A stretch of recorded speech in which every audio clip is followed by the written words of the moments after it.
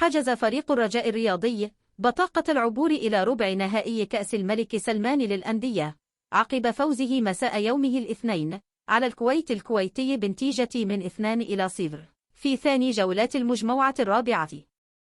وانتظر الفريق الأخضر لغاية الشوط الثاني لتسجيل أهدافه، حيث افتتح التسجيل في الدقيقة 52 عن طريق حسين رحيمي، قبل أن يضيف محمد زريدة الهدف الثاني عند حلول الدقيقة 63. وسيلقي الرجاء في الجولة الثالثة والأخيرة يوم الخميس القادم الثاني جرينتش +1 فريق الوحدة الإماراتي، ويكفيه تحقيق التعادل لضمان صدارة المجموعة الرابعة.